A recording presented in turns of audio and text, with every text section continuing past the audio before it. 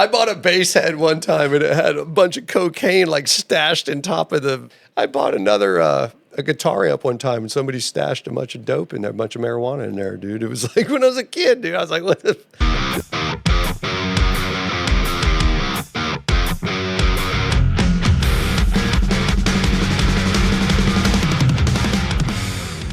Hey, everybody, what's happening? I'm Kevin McLaughlin, and this is Paul Robertson, and this is the Riffs and Rhythms podcast. We always rehearse that perfectly. That's right, yeah. Hey, this is a new year. This is part of our New Year's resolutions. We vowed to think about rehearsing this year. Think about rehearsing, not say doing it. Yeah, that's crass and unnecessary. Yeah. So here we're in the new year, and in 25, success will arrive in 25. Right. So we lived through the New Year's Eve. The New Year's Eve debauchery downtown Fort Pierce. And well, we did. We survived in 2025. We're still alive in 25. That's right. Yeah. Brad, the poor thing, turned 40. And somebody else's birthday was just happened as well too. Oh. Right, yeah. How was the Rock and River Walk? It was great. Millions of people showed up. It was the rescheduling of my album release party. Oh, cool. Because what happened was my album came out in May of last year. And right in the end of May, I was scheduled to play at the Rock and River Walk. So we were going to make it my album release party. And, of course, it got canceled due to weather. And so we stopped at the poster store on the way there, and we were going to have an after party at the Sneaky Tiki. And so we bought some posters, and on there we wrote "Party moved to Sneaky Tiki." And so everyone came over to the Sneaky Tiki. The place was shoulder to shoulder all day. It was awesome. Dude. Nice. Yeah. That was a very off the chain of that place. That was off the chain, absolutely. And the weather, just so you know, it was a severe weather day. So severe that we actually, during the event, we got free ice cubes from the sky. Mm-hmm. It hailed? Mm-hmm. Yeah. Hail. It did. Hail that big. Wow. I just was like... I'm standing there, and I'm like, who the fuck is throwing ice? Well, and then I was like... And I got hit in the back. It was like, it was some big chunks. So last Sunday was the rescheduling of my album release party, and it went well. We sold out of T-shirts... Sold off all of the autograph stuff that I got. Everybody went crazy. It was awesome. Sweet. Yeah, it's been a long time since I've had people throwing their bras at me and stuff. Oh, wait. Is this breaking news? Breaking news. Am I the one who's giving the breaking news? No. So. Okay. Okay. Breaking news. No,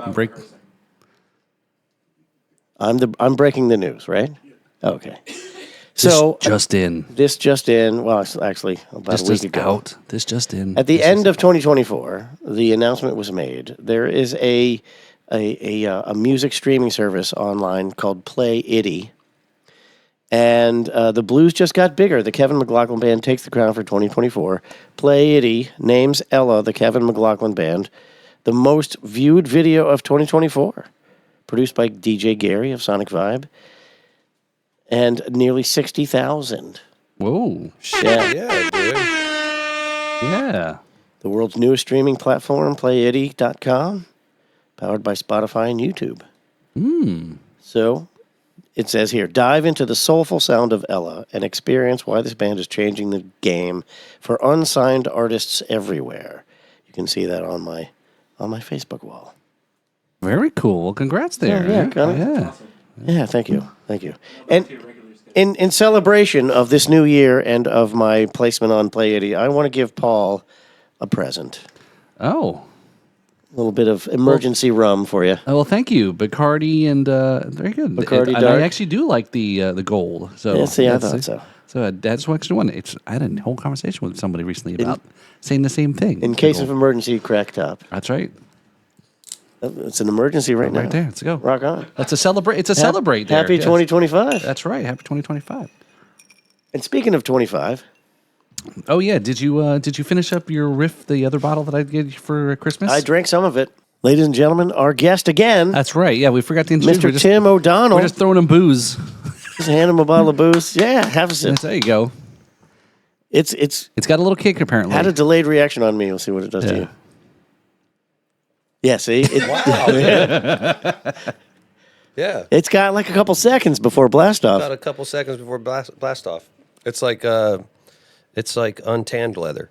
Oh, yeah. There you go. So yeah, Kevin had the same reaction. That's the name of a Florida band. Yeah. Untanned. Untanned Oh, leather. there you go. Untanned leather. Ooh, So that's yeah. code for something, I'm sure. So hey, this would be a great sponsor for the podcast, obviously, right? It's in the name. Yeah. New Riff Kentucky Straight Bourbon Whiskey. New Riff in Rhythms. We could change it. I don't care. New Riff and Old Rhythms. I'll whore myself We got to out. get a new Rhythms rum. We could, maybe that's what we should do in 2025 is get into the spirits business. Everyone's getting into it. It's apparently might as everyone's well. getting into writing books too. That's also another whole thing too. I think you should sit down and write a book. Probably got some stories. I couldn't yeah, sell a you'd be book big surprised. enough to pay for the lawsuits. You get somebody to kind of embellish. So, well, we're learning a lot of these stories through this podcast, actually. So, but enough about us. Again, want to welcome Tim back to the podcast here. So how was your New Year so far? It's been great. It's been great. We had a simple gig, one of those New Year's gigs that gets done at 10. Nice. Very cool. Nice. I like those. So, I've had one of those. Shoot on home and get to kiss the wife and hug the puppies and watch the fireworks in the neighborhood. So Nice. Very nice. Yeah, I had a gig like that. I played at Ocean Village one year. Oh yeah, I heard about that. This was gig. many years ago. It was back when the bar was still called the Ocean Village Bar or whatever it was. And so playing a jazz gig, doing jazz standards. This was many years ago. And Thank you. they roll out. They had this big clock, like it was like a 4-foot tall round clock. And they're like, "We're getting ready for midnight." And I noticed it was like 10 minutes to 12, and I'm like, "Wow, this gig is flying by. This is awesome." So like we count down to midnight. I tear down. It was a jazz gig, so we had almost no equipment. So I tear down 10 after 12. I'm walking out to the car with my single trip, and I was feeling really bad because I was. Very rare I ever get invited to a New Year's Eve party because everybody at that time knew I was working. There was no point in inviting me. Lifetime family friend. So I buzz from Ocean Village in Fort Pierce all the way out to Port St. Lucie and go sit down and order. He had built a bar in his house. He was a very high level carpenter. Okay. Had just built a whole new wing on his house to house this awesome bar, as good as any bar you've ever been to. And so I sit down and I order a drink, and I'm like, "I'm so sorry I missed it, guys." And they're like, "Missed what? What are you talking about?" And I'm like, "Well, I missed midnight." And they're like, "Dude, it's 10:30. That's awesome. Those gigs are the best, man. Yeah. Yeah. So you don't have to do the whole thing and the whole other thing and then the other thing and then everybody. So nothing wrong with that, but yeah, it's just Yeah, New Year's Eve is a new kind of animal. It's not like it was. not like it was. way in the day. Most venues now, like most gigs I do, like they're not even after 9 anymore. Remember doing last call at like 11 or like 1:30, 2 o'clock at every bar we used to play at. Now it's like you get like my late gigs are like 6 to 9 now. Yeah, and then back in the early '90s, we would go play in Palm Beach, and you'd start at 10 p.m. It was 3 o'clock down there. There was a 5 o'clock county. We would play from 10, that's right. 11, 12, 1, 2. We played till 2 a.m. Yeah. And then sometimes I would go back to Rio and play the after hours club and play from 3 to 5. Jeez. Rebecca and I were in New Orleans one year, and we had it was in the Market District. I wish I could remember the name of this place. Anyway, we had like a little resident gig there, and it was an 11 to 2 gig, and then Frenchman Fest started, and we went and played with Sam from Honey Island down on Frenchman Street, and the gig started at like 3. It was 3 in the morning. The gig started. Yes. I was like, "What are we doing here?" I was like. Yeah, I think that was right around my 40th birthday. I was like, I can't live in this town, dude. This is like a 20-year-old town. How old dude. am I? I can't live in this town, dude. Like, But back to your original point, now the shows are 6 to 9 p.m. It was like, Yeah. If this was Miami, they wouldn't even be done putting their shoes on to leave the house. There's a hard cutoff at 10 now. It's so crazy. At a lot of the kava bars I frequent, usually it's midnight or 1. Yeah, so crazy. Midnight. Yeah. I get home and I'm like, what do I do now? Like, I still got 3 hours to go. I remember the Refuge when I was a kid with Tommy DeStefano. It was like every night, like 1:45 was last call. Yeah. I had a resident Thursday there with Tommy, and then that was also, remember when they would do gigs and you'd be able to play the whole weekend at the same place? I do remember. You didn't have to tear down every Yes. night. It was killer. It was like they'd give you the whole weekend. Sometimes you get a Thursday, Friday, Saturday. You set up, did a killer sound check, and you played all 3 days. Friday, you just showed up 15 minutes before the gig. Back I'm old enough to have Remember been that? in a house band where, Yeah. like, we would play 4 nights a week in the same club every week. Every week. I remember getting gigs in the Keys, and you'd go down to the Keys. It was like a 5, 6, 7 day run.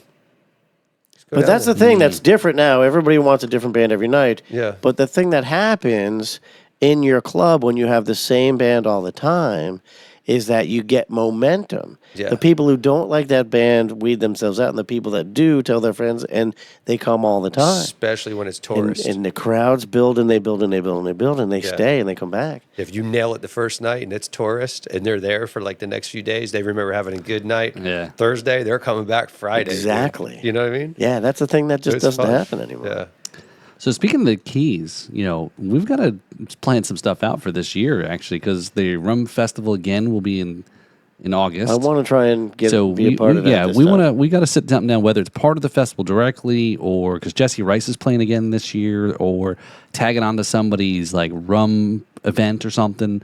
Naughty Beach is actually the shirt I'm wearing tonight is they're a Southwest rum brand, and they're going to be down there. So we should probably try to, like I said, really seriously sit down, talk with Brad as well to kind of do a lot of crossover stuff and good content. Well, in keeping with the slogan for this year, success will arrive in 25. We're going to be doing more and bigger music festivals, which we're going to need you for.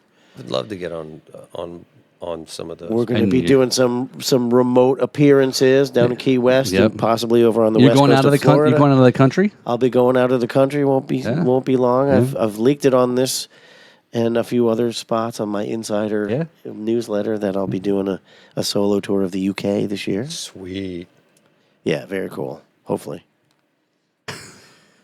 But it'll just be me and Tracy against the entire UK, There you go. and with an acoustic guitar as our There you go. defense. That's killer. Hopefully, it'll go well. They seem to like American music over there. Well, the whole thing is, and you can relate to this because you talked about this last week. When I started playing guitar, I had some super hip guitar teachers, and most notably Mr. Richard Mack, who turned me on to the English wave of guitar players. Eric Clapton, Jimmy Page, Jeff Beck, Gilmore. Back in the day, playing with Lapa. Playing with Lapa. Playing with Lapa. Richie was awesome, Richie dude. was I awesome. miss that guy so bad. So, dude. like Blues Breakers and like all of this stuff. Gary Moore, who's from Ireland. I know it's not the UK. Relax.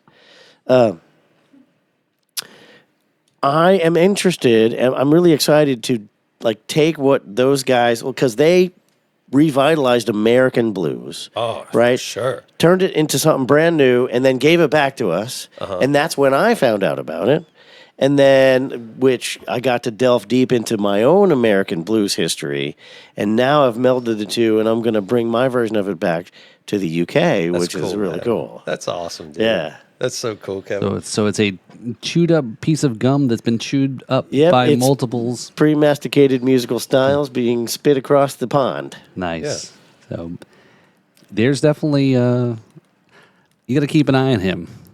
Going to the UK and One of the things I'm most excited about is all of the people that are in the know have told me you've never heard a Marshall until you've heard it being played on the electricity it was made for. Yeah, like the right plug. Yeah. The little two-prong. 230 volts. 230 volts.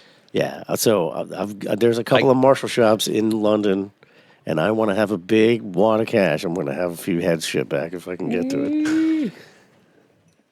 Does the frequency make a difference Yeah, It does. When you're talking about old school transformers, they are only as good as the power you feed them. And in the United States, we have half the voltage. So twice as much voltage into a transformer that weighs as much as a small Tesla. Really, twice as much power going into that thing. I've got to imagine they're just glorious. Yeah. So okay. So since we're talking electricity here, so you guys have performed somewhere in the west coast of the U.S. before? Yeah, I have. Okay. Yeah. So the question I ask is, all right, it's 120, household typically, but on the West Coast, a lot of the electricity is generated and distributed through DC. Did you know that? Really? No, really? Well, like as originally intended. Right. Yeah. Yeah. So The only problem with DC is it doesn't transfer over long distances. That's why they switched correct. to AC. Right. Giant Yeah. So there wires. is DC. There's still DC power in the West Coast. Yeah. Yeah. So Well, everything Yeah. runs on DC power. Yeah. Everything. AC power was utilized because it handles the resistance of long distance lines better. Yes. It doesn't get lost and turn into heat. And you can run AC power at super high voltages so that it overcomes the resistance of the lines that it's going through. all right. Well, speaking of AC/DC, great hard rock blues influence band here, right? So Back in black. I hit the sack. wow. You're opening the door. I don't have the handle. What are we talking No, about? I don't know. I didn't know Brian Johnson joined us missed there it. and drop in So on it the wasn't hardly Brian Johnson. It was Yeah. it's like Brian Johnson. but- Yeah. How about a good first gig, right? Well, for his first show playing with AC/DC, I think it was like 40,000 people. Heck yeah, what a gig, huh? Yeah, hey, we're going to do an album. You want to come sing with us? All right, I'll do it. That's Yeah, gotta here's be this new guy. That's Yeah. gotta be an adrenaline. That's got to be. I mean, Rush. what kind of ego do you have when your first national recording sells? It's the biggest selling studio album of all time. All right, let me ask the question then, because I know you're very critical about what constitutes a tribute band, cover band, and an original type band. Where do you place AC/DC? What is the threshold of considering it not a original band and a cover band or a tribute band? With Brian Johnson. Is that what Well, you mean, or- I guess is there a percentage of original members? Let's say Kiss. Yeah, well- 50-50, right? Yeah. So you know what I mean? Yeah, that's a That's a tough one. In all subjects, I think of everything like it's not black and white. It's just a wide gray spectrum all the way from white to black, and everything in the middle does count. So, what is AC/DC? They don't have their original drummer, but the drummer that they've had has been with them for decades. Yeah. They don't have their original rhythm guitarist, but they've got his nephew. They've got their original lead guitarist. They have their original bass player. They don't have their original singer, but he's been with them since the 80s. Long time. So, like at this point, I would call them not a tribute act. They're not a tribute act. Except for when Axl Rose fills in, right? No, even then. Yeah. But I like the You way know? they played it up because he had a broken Yeah. foot at the time, Yeah. so they made him a big rock and roll throne. Yeah. And Yeah, put it on hydraulics and moved it around. I'm not partial to Axl Rose myself. Yeah, he's not. I'm not a big fan of him. I'm not a big fan. So when Axl Rose is there, I'm definitely not Yeah. going to that show. Yeah, I wouldn't have gone to that show either. But anyway, but I mean, yeah, they're all badass. I mean, Yeah. I don't know. You see, I remember, like we did a festival in Rhode Island. It was Hot Tuna. Yorma Carconen. Yeah. So Yarmer was there, and was it Cassidy on bass? Jack Cassidy. Oh, Jack Cassidy, was it? Yeah, Jack Cassidy was there, and they had a different drummer, and that was legit to me. But then we did another show with BTO, Oh, wow. and all it was Randy Bachman, and it was kind of like, I don't know. And he was getting up there in years, and if I have any advice for any young budding singers, don't sing too high when you're young because you're not going to be able to do it when you're old. So start down here, and that way you can maintain that when you're in your 40s and 50s. And that's what I would say to you.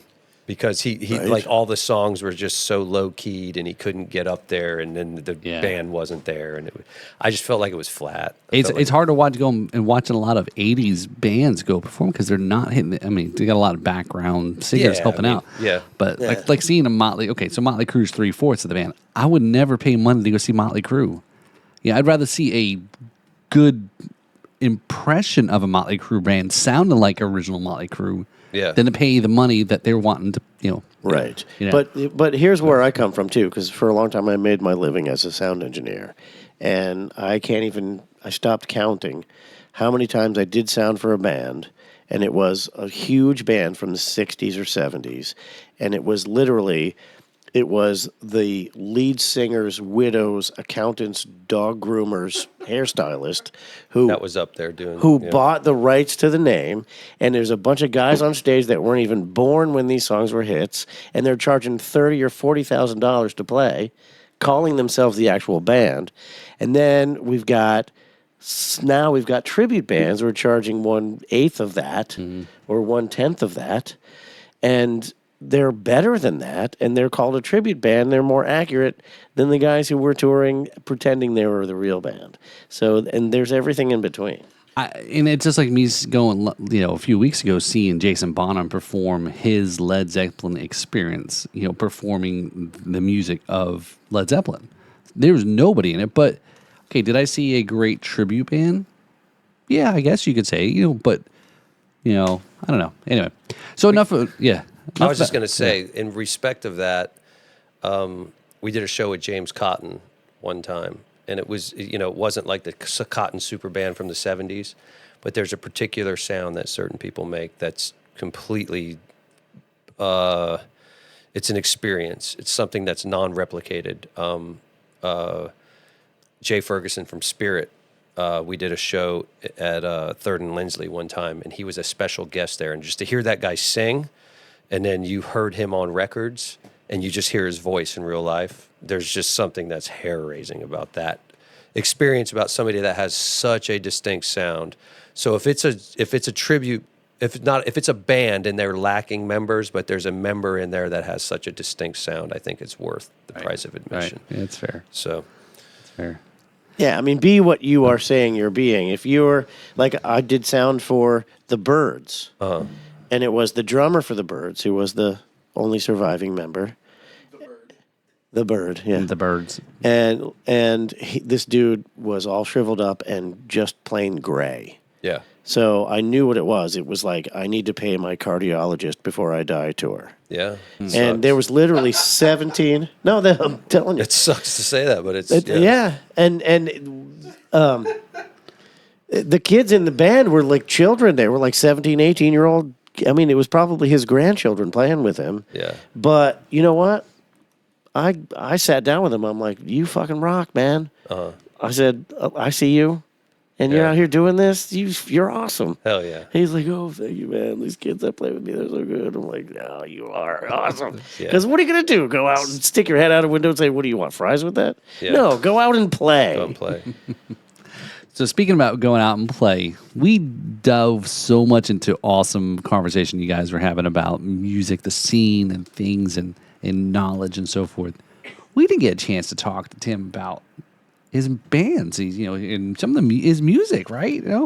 So yeah, part of this whole thing is that Tim gets to promote whatever he wants to promote, and you didn't promote anything last time. No. I just try to play and just have fun. So you're as we talked before, you're in a number of bands, most notably the Nouveau Honkies. So tell us about the Nouveau Honkies. Nouveau Honkies it started out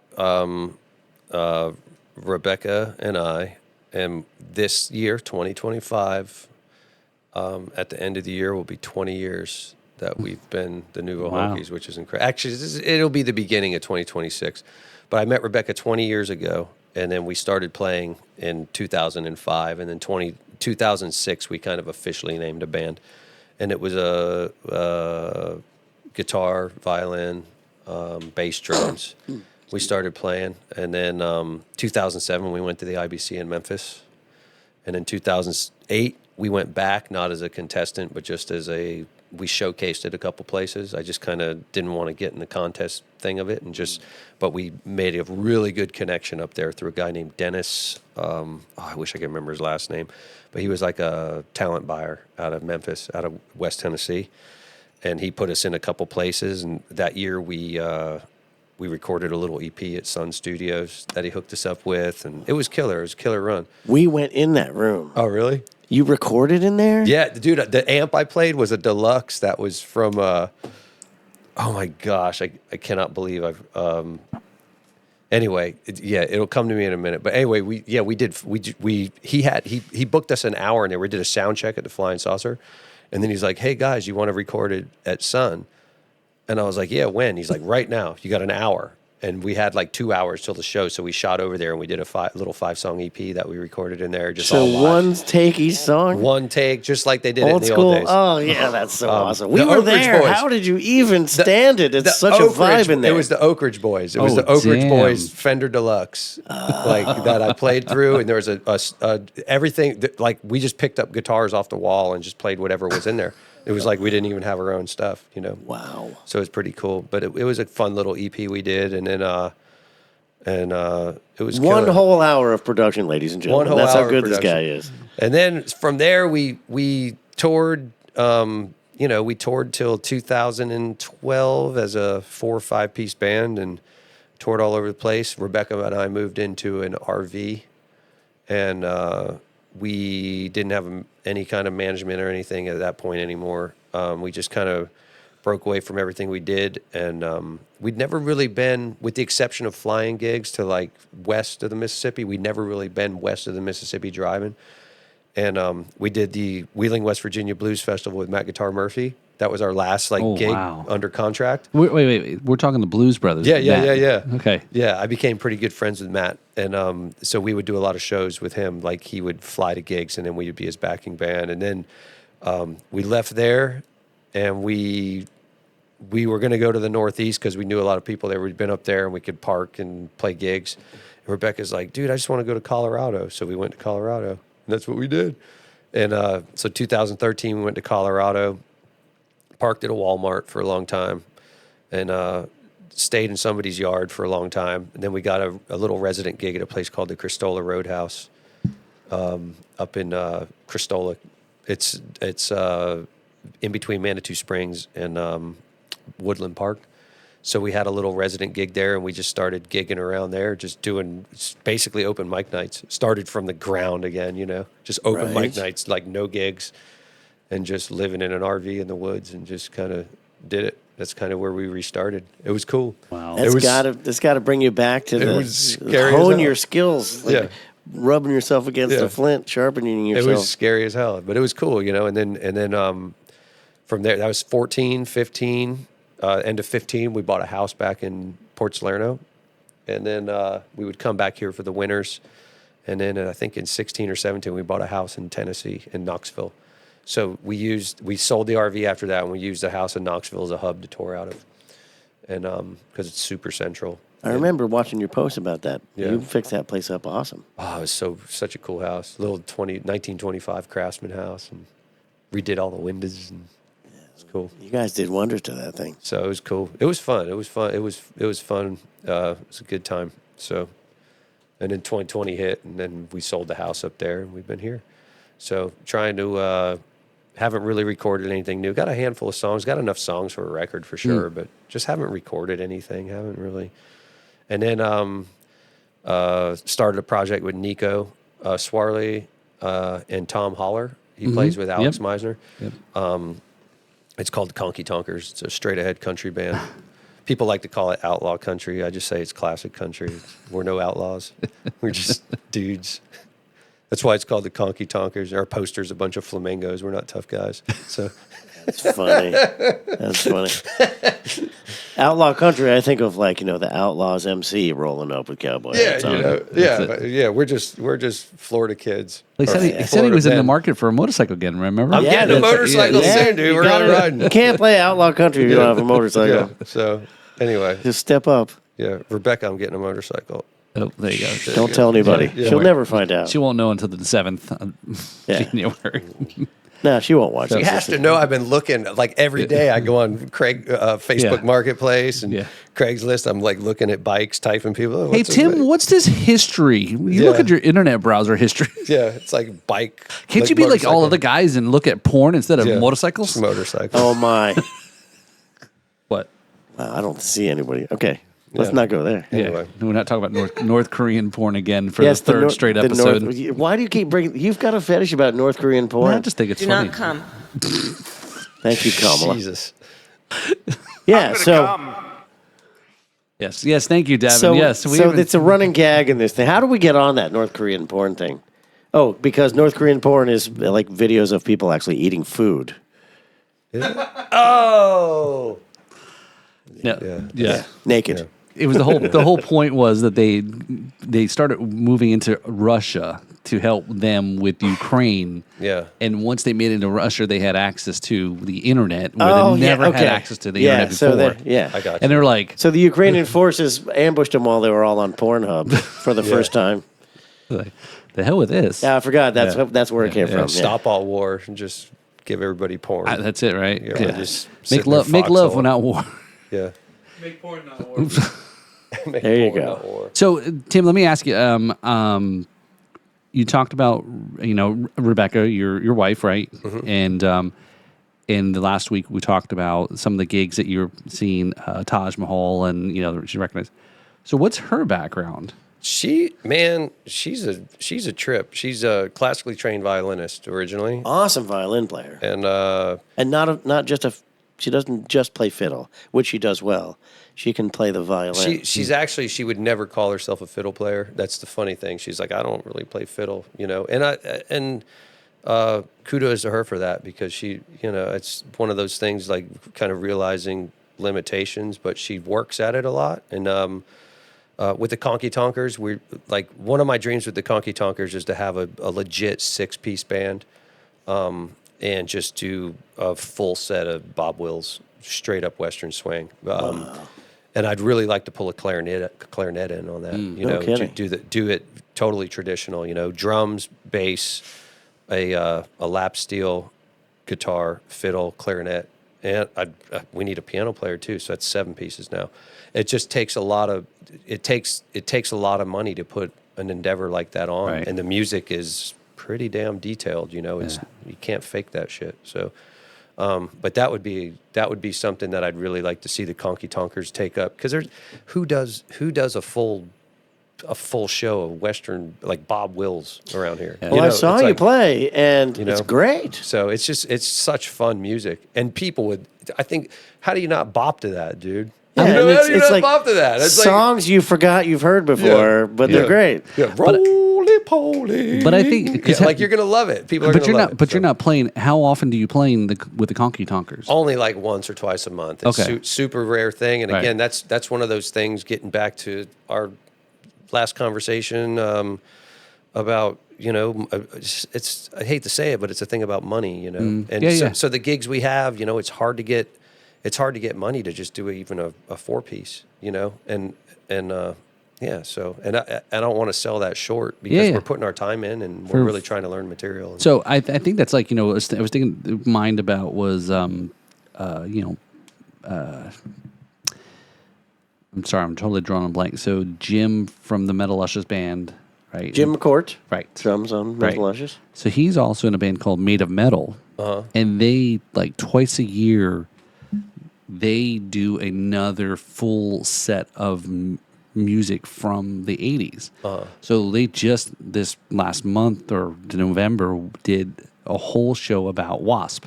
Wow. And they did a full on, like, the whole show, theatrics and everything, right? Yeah. They went, like, again, like you said it last week, you going full all in. Going all in. You're putting in a performance.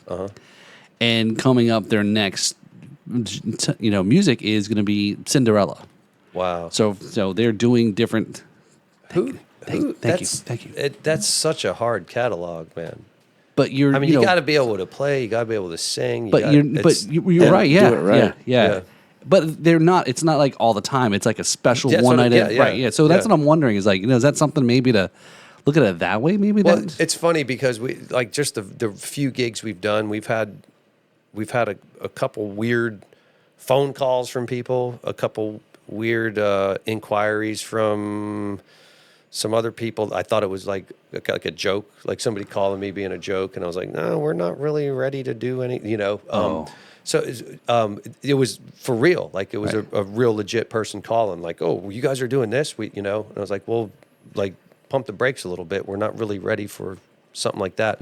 But if it could become something, for that band, I would love to be able to do a show a month, but have it just knocked out of the park. I'm talking full nudie suits, killing it, just the full straight up Like get the up. WIRK rib roundup, Yeah, or I mean, something yeah. like you're up. Yeah. Yeah, and I'm not here to compete Yeah. with all Yeah, the yeah. new guys doing the new country and all the tough guys doing all the outlaw country. I just want to play some shit I really think's fun, Yeah. I used to work in a car garage when I was a kid, and that was the stuff that was being played all the time. So I fell in love with that music. It was just some of it's just so funny, So you play country and western. Country and western. You do both styles of music. Country, yeah. Did country and western. we just make two Blues Brothers references in this episode? You know Yes, we did. something that's hilarious, dude? When we were on the road it was like in the late 2000s, like 2008, 2009, we stopped at Hank Williams' birthplace in Alabama. It's north of Mobile. We played in Mobile and we drove north of Mobile and we went to his birthplace. And it's his house he grew up in. They have pictures of him and his first band and all that stuff. And there was this display of Pappy McCormick. That was Hank Williams' lap steel player, and his lap steel was a giant railroad tie, and it had a neck on each side on a barbecue spindle, and you could spin it around, so it had different tunings. No kidding. So it was funny when I played with the Dalai Lamas. Like this is back in the late '90s, I guess. When I played in the Dalai Lamas, we did do a couple Bob Wills tunes, and I played lap steel in that band. So I would do like a lot of the Leon McCullough parts and that stuff, and it was just hilarious because I invented a lap steel that you could flip on a spindle. It was on two drum stands, and you could flip it over. So I had a G-tune lap steel. I had an A6 for doing all the stuff and all the stuff. So anyway. I missed the Dalai Lamas. Those guys were awesome. So I looked at this lady, this museum curator at the Hank Williams childhood home, and I was like, that dude has a freaking lap steel on a barbecue spindle. Like I thought I came up with that idea. And she goes, "Oh, Pappy McCormick." She goes, "He could play all three types of music." And I was like, "What do you mean all three types of music?" And she goes, "He could play country, western, and Hawaiian." And I thought that was the best shit ever, dude, because she threw the Hawaiian in there. So you got to put the Hawaiian in there with it, dude. It's that is awesome. just so funny. So, but the stuff you see, like little places like that. But yeah, I seen a dobro player have a dobro like that at another event, and he had a dobro with two cones, a cone on one side and a cone on the other side. Oh, no kidding. And the necks actually joined, and he held it like a regular dobro, and then he'd flip it over, and he had a whole nother tuning on it. Oh, so he muted the other strings with his own lap. I guess, yeah, I don't know. It's pretty cool. That's cool. Is that what Miles plays? Miles plays a lap steel. Okay, lap Yeah, steel. he's playing okay. lap steel. Okay. That's like the sacred steel stuff he does. He plays pedal steel too, doesn't Pedals. Yeah. Oh, sorry. Pedal plays steel. pedal He steel. plays pedal steel. he? But it's like the real sacred, like the gospel steel, like Roosevelt Collier and Yeah. Yeah. yeah. He's very Robert Randolph. Robert Randolph is what I'm thinking of. He was up in Memphis that same time we were up Oh there. man, that dude is so bad, dude. I love that dude. He does a great job. So- And he's so young. I mean, Yeah. if he sticks with it, he's going to be an amazing artist. Yeah, for sure. So, current scheduling, normal rotation is a Nouveau Honkies. Nouveau Honkies, we play every Wednesday night at a place called Stringer's Okay. in Sewell's Point. It's actually they're changing their name to Catch. They're So they've been stringing it along long enough. Now they're going to finally catch something. They're going to catch something. But yeah. All right. So, but that's been our Wednesday gig. We had that residency at Terra for like 10 years, and then that just kind of dwindled away. And then we got a call from them to do a Wednesday there, which was awesome because I love having a regular gig. Then our regular Thursday gigs at Krabby's, the gig I've had for 100 years. Like right when we got over on the Mayflower, we started playing there. Right. We've been playing there forever, and that's another seafood restaurant in Port Salerno. It's like 2 I love blocks that away from my place. house. Yeah. I ride my lawnmower over there. Just And Stringers is cool too. That's a good spot there. Yeah, yeah, I always yeah. have a good time when I play there. and then weekends are always different. And this year, one of the things we're doing with the Honkies is we're doing a couple full band gigs. We're going to try to do a full band gig a month somewhere, and more than likely, Tom Holler on drums, Nico Swarley on bass. Okay.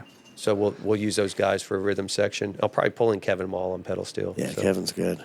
Kevin's great, dude. So Yeah, he sat in with me a few times, and I was like, wow, that's cool. he's one of the tastiest players on the Yeah. earth, dude. He just never plays anything out of place. Yeah, very, very rarely do I give someone license, but I said to Kevin, I'm like, you've got free license anytime I'm playing.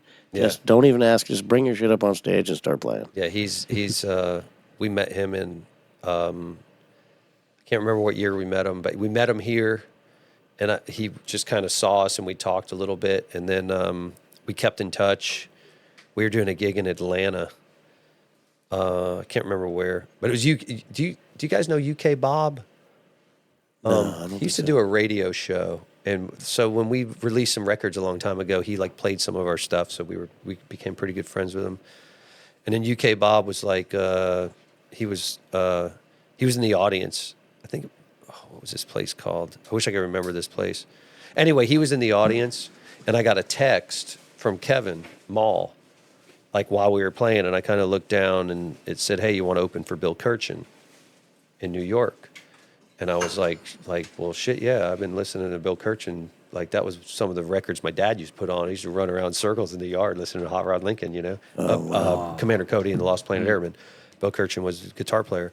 So it was killer. And I said, hell yeah. And he goes, well, it kind of got to get approved by Bill, but we'll see what happens. So Bob was sitting there. I was like, Bob, you got Bill Kirchen's number? He's like, yeah. I said, text him right now and tell him we want to open that gig, dude. And it was like, so I don't know that he did anything, but we ended up going up. We played in Troy. Kevin got us that gig in Troy, and then the next night we played the Hangar across the street.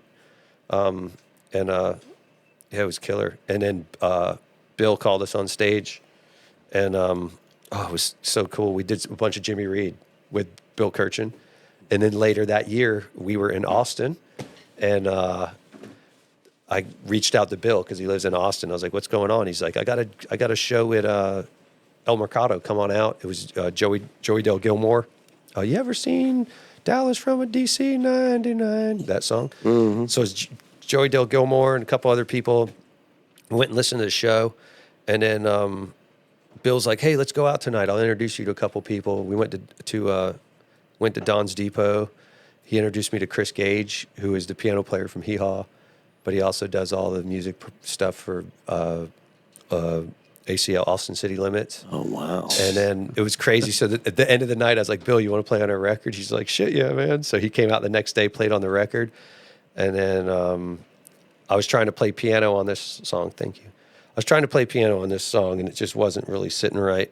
And I had gotten Chris Gage's number from the night before. That night I did a song with Chris Gage. He handed me his Martin. He was playing a baby grand piano.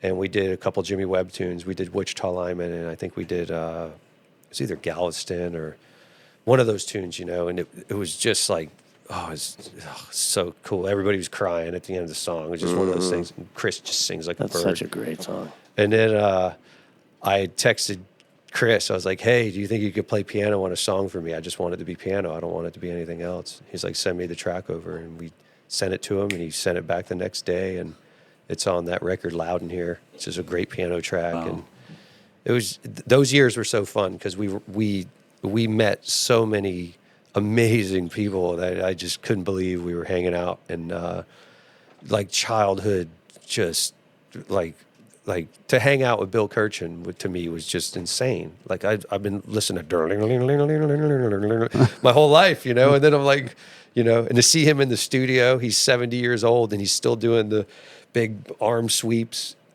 like, and just freaking out. And you're like, that's why he's Bill Kirchen. Like, that's why he's who he is, just playing this sickest honky tonk stuff and just really cool stuff. Those years for me were super fun because it was we got to meet so many good people and some of the most amazing musicians that I've like couldn't hold a candle to, and I still got to somehow play with them, and it was just wild to me. So pretty cool. I miss that so much. I miss part of that. So that's one of the things I miss about being on the road. So yeah, to have greatness be a part of your routine is something that you've got to kind of ride like a wave while you're doing it. But then when it's gone, you're like, oh. Yeah. But then again, man, like we were saying last week, there's so many crazy talented people around here, you know, and yeah, there's so many crazy talented people around here, and a lot of times it might be something, you know, most of the time it's something out of my wheelhouse, but man, they're a wealth of knowledge in themselves. They're just doing something different than me. Have you ever seen Victoria Cordova? She does like a loop-in thing. And, I don't think so. Dude, she's like insane, dude. She's like, I saw her a couple weeks ago, and I've seen her before. And, dude, she was doing like some Beatles stuff and just setting all these loops and then Waylon playing over it. Great singer. Just another talent that's around here. And she plays solo, so she doesn't really play with many other people. Right.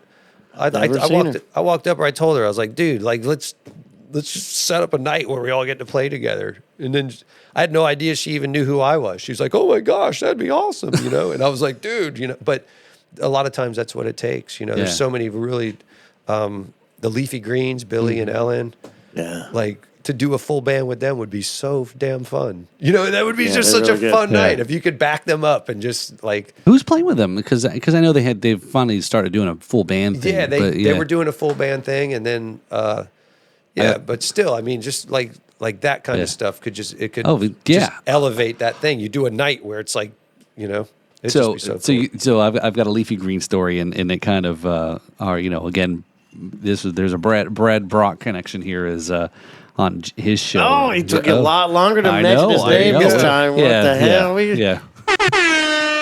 need to have like some sort of a pool counter, where, how long will it be? I need a Brad Rock sound effect. Yeah, Brad Brock. Yeah, we need to get with Brad. We got to get on that. Yeah, he's got to have his own sound effect. So we were at Blue Point. So my wife and I had seen Chris Springer, and he was playing at Blue Point in maybe 2020, 21, or something about that time frame. And in 2019, I went to Nashville, did a drum workshop with Jim Riley, the drummer from Rascal Flatts. Took out Nashville. That's the first time I was in Nashville. I'm like, this is such a great. I'm like, oh, this is awesome. Bouncing around, watching music and hearing all that, just taking it all. And actually, that's what some of the foundation is to get me started on doing the original podcast, Drums and Rumps. But anyway, so again, I'm not a country guy. You know, never really got into it because we've talked on this podcast. Never got really exposed to it at an early age and so forth. And I know country's now many different things. But nonetheless, just taking in all the great music and just seeing performances and just, you know, eating it up. So I learned about the Miranda Lambert song, Tequila Does, right? And I see it performed in Nashville, and I was like, that's a great song. Yeah, really, you know, okay, she's not a bad to look at either, but, you know. So we were at Blue Point there now, maybe a year or so or whenever later, right? And I just had a little bit of money burning in my pocket, and then Billy and Ellen was up on the stage doing her thing. And I'm like, she's got a great voice for this song. So I went up there. So they followed Chris, right? So Chris is sitting there with us. So I went up there and went to the ATM machine, threw $100 down on the stage and says, here's a song I want you to play. They're like, and I think they were still kind of starting kind of out kind of thing. And it was one of those, you're not going to pass up on $100 tip, right? Of course, Springer says to me, he goes, what the fuck don't you tip me like that, right? You know? So I throw up there and he's not wearing a skirt, which would downgrade his tips, actually. Chris, you look good, but not in a skirt. Yeah. So I said, all right, here's the song I want you to do. It's Tequila Does, Miranda Lambert. Sure. So they took their whole break, look at the song, figure it out, and so forth, right? They're reading the lyrics and ended up. And so Brad brought it up on the show. They were on the show after. So Brad had heard this story now. He brought it up, and they were pissed because I didn't do it intentionally, but it was one of those. I thought it was a really great song for her to sing. But what threw them off was it did a time signature change between the chorus and the verse. So it went from like the whole verses or swinging, to then, double times, right? And then went to the verse or the chorus, and it was like just straight, like you know. So anyway, to me, as I said, that would be a great song to add, but you know, they struggled, right? And again, it's A for effort. I get it. You're a musician. You're not going to turn down $100 tip, you know. But it was one of those, you know. But it's great to see them. It's very similar. Sounds like they're doing so good right now. Dude, anything I can do to push them along and encourage them and help them out. Any contact I have, man, I think they're great. I love those guys. And I think, you know, when I ask this question and ask it this way, Tim, is like, it's got to be something. The question I want to ask you is like, you know, performing with somebody all the time that you're with, right? And obviously you've got to love Rebecca, obviously, very geez. well, to see that you're around, you're all the time with each other performing, you know, and you know what I mean? It's, and seeing Billy and Ellen, very similar as well, as like, it's got that style. So what's it like, I guess, performing? Well, it's, you know? It's crazy because when the person you perform with is a love interest, there's definitely a bit of, I guess, from the position of being the masculine person in the relationship, there's definitely a position of protection. So I feel like I always have to like protect Rebecca. So if somebody starts shit with Rebecca, there's been instances where somebody said something to Rebecca and I just can't handle it. I'm just off the stage. I'm just losing my shit, you know, just like you don't say that shit to my wife, Right, regardless, you know.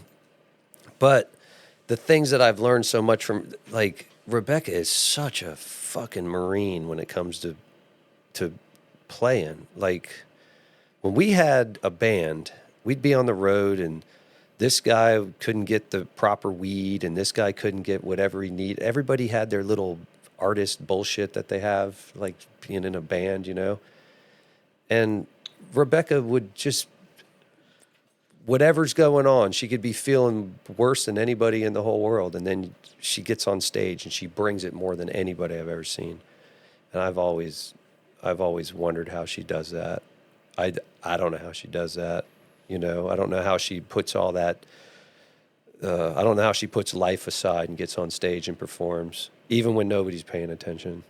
I don't know how she does it. And I try to learn from it every day. It's amazing that she can do that. But then it really works. You know, when it's in a situation where, you know, you're playing a festival or you're playing a theater and everybody's listening, dude, there's not one eye that's not trained on her. Yeah. You know, she kills it. She kills it. So I have a lot of comrades in music, like a lot of people that I have the utmost respect for because we've been through a lot of shit together. Playing music, being on the road, being in weird situations, seeing people have downfalls, seeing people have struggles or addictions or get over addictions, and because that possible addiction pushes them away, they can't play music anymore. And I have respect for all those people that I've played with. But I really have to say that I have more respect for Rebecca as a musician than anybody I know in my life. And that's outside of, if she wasn't my wife, if she wasn't my girlfriend, if she wasn't a love interest, I would say that about her. She's an amazing person. So, and I'm guilty of falling short of that sometimes. And when you work 5-6 weeks or 5 nights, 6 nights a week with somebody, you know,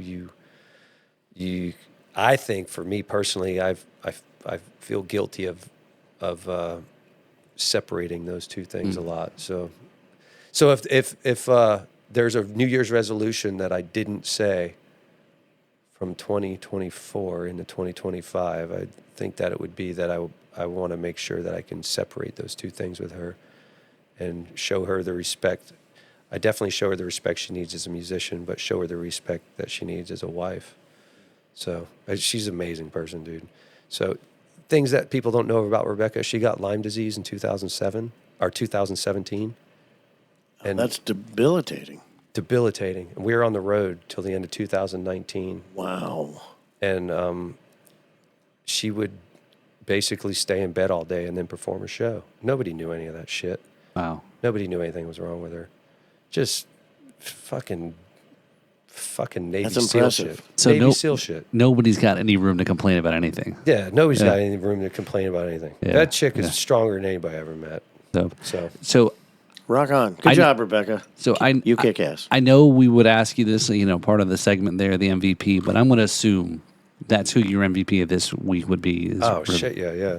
Yeah, that's awesome. So, and just listening to you tell it, I can hear it's the heart, you know, the way you, clearly. Oh yeah. So. I mean, I got, the time that we met was a really weird time for me, a really strange time for her. And, you know, we were together, we weren't together, we were this, we were that, but we kind of stuck it together, and the music is kind of what held it together, you know. But yeah, pretty wild. This coming up this February 22nd, 12 years married. So All right, congrats. Hey. Congratulations, 12 years. stoked. 12 years. So, and anybody out there that's wondering about when they should get married, I just want to let you know that a real man waits 7 years. Just so you know. So don't get married before 7 years. And It's a why terrible advice. Why but would anyway. that be? It's just terrible advice. Oh, you trying to redeem yourself for the 7-year wait you put her through? Maybe. Yeah. Let's not go- Certainly not. Yeah, That's certainly not it. I'm Yeah, sure. let's not get him into trouble now. So, all right. So, yeah, let's just shift a little gears here. You weren't So, supposed to do that. I wasn't supposed Well, That's you right. know what? Part of tonight's episode is going to include a music review. Okay. And so here on the Riffs and Rhythms podcast, we review music, not if it's good or bad, but whether or not it's the riff or the rhythm that makes the song. So what we're going to do is I got approached by some local musicians here on the Treasure Coast called the Truck Stop Hooligans. Have you ever met any of those guys? I've never met them. I've heard things about them. I've never heard them. They have got a thing going on, and we're gonna. They requested that we look at this particular song, so we're gonna do that. okay. And this is the Truck Stop Hooligans song "Sorrento." Here we go. Thank you.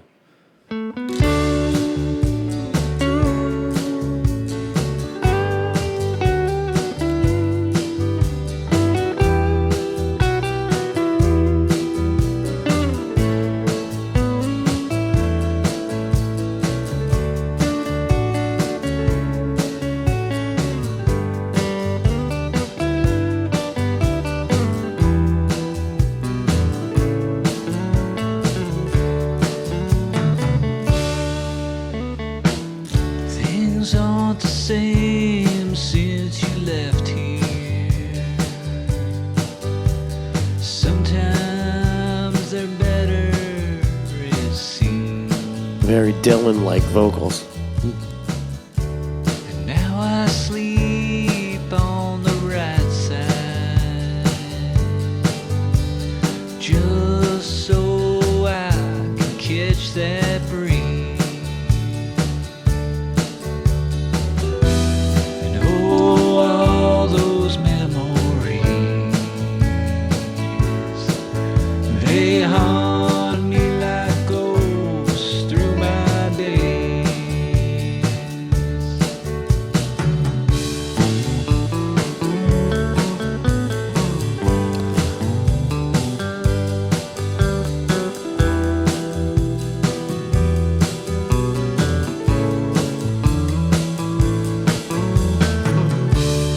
Oh, those days in Sorrento,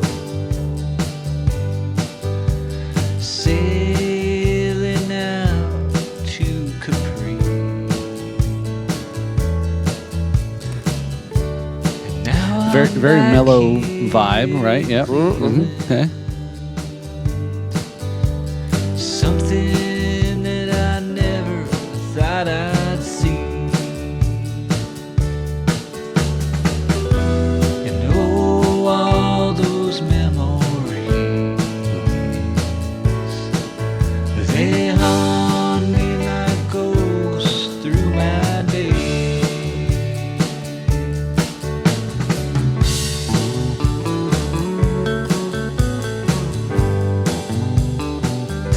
So, Tim, is this a little bit of the style there? I can hear the lead, the guitar playing, guitar pop. Yeah.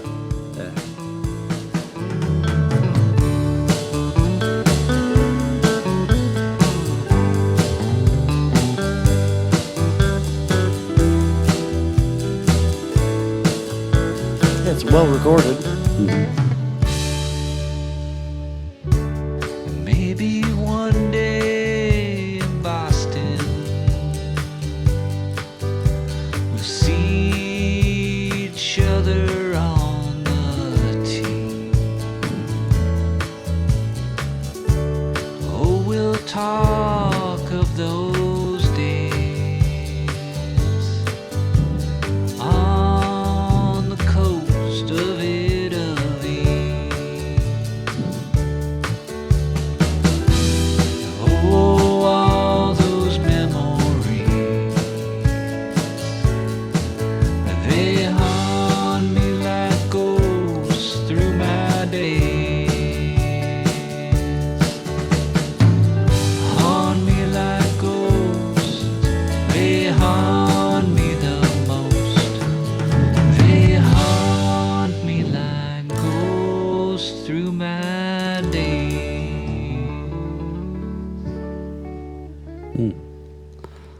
All right.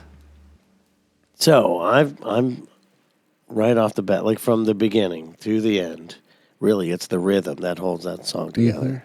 Oh yeah. Really? Yeah, I agree. yeah. What do you hear, Tim? I think it's the riff. Which part of it? The vocal? Okay. So to me, a song that would be rhythm would be a riff that couldn't survive without the rhythm. That riff survives without the rhythm, to me. And then the vocal melody, very similar to the guitar riff. I think it's a riff. Okay. So I'm looking at, and well said, but I'm looking at the rhythm as the glue, like the can see that. consistent thing throughout. Yeah. That's what I was hearing. Okay. Because like being a a loud aggressive guitar player, I didn't hear a whole lot of You're probably into like the riff. Yeah, that's Yeah. But I would consider what you're talking about more melody. Melody. I think it's so to me it's more of a songwriter melody-driven song. Not the riff so much, but the riff was very similar to the melody. Then the guitar rhythm was it was very. So to me, it's a riff. It's a there you melody go. riff. Well, so, yeah, well done. So for me, like a song that can't live without drums. What would you think that? Think of a song that couldn't live without drums, regardless of what the riff was or the melody. Oh, well, it would be something like, Dixie Chicken Yeah. or, maybe Anything Bernard Purdie played on, and James like a Purdie Brown shuffle. stuff. Yeah, like that. If you were to try to play James Brown with just a guitar without drums, you're just your battleship is sunk. I've tried it. You have to do more than just the guitar part to make it work. Yeah, you know what I mean? So that's when I think that the rhythm is very important in a song. So, Right. All right. Well done. personal opinion. Well done. So, I always go with my first thought, and as I listened to that, the thing that came across as the glue, the drums definitely platform. like they push the whole thing through it. But I look at every song as like, could that song be sung on the stage at a writer round with a guy and an acoustic guitar? From that standpoint, absolutely, he could have done it without the drums. So it could be like boom, boom. He could would start be the just song as up. And he could start strumming a chord, a G chord. Just strumming a G chord. So as we go through this process, You know what I mean? of analyzing songs, Tim just put two of the musicians in that band out of business now. No, I did not. But as we go through this, input from other musicians really helps us refine what we're doing here. And the fact that you're saying that, like, can this song survive without that aspect? Then that's not the main focus. Yeah. So when I think of a well-crafted song from a melodic and lyrical perspective, can it stand alone? Right. So if you think of like a James Taylor song, or you think of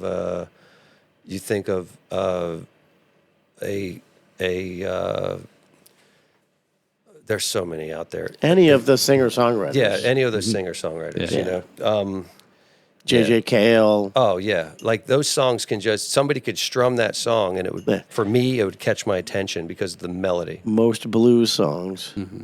Some of them. I mean, the ones that are just, the most epic ones. The most epic ones, yeah. So.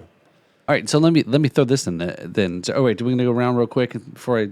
What do you believe? I was different. I hear what you're saying, Tim. Is that part? It came in. It was distinct. Mm-hmm. The guitar part was definitely a distinct thing.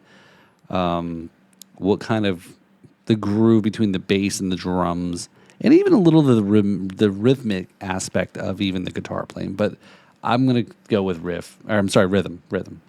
Wow, I'm a rhythm. Yeah. All right. That's fun. Or we just there is a term that was coined on this show by one of our guests, Lefty Hathaway. Lefty, my buddy. He coined when the perfect blend of the riff and the rhythm. It's called the rhythm.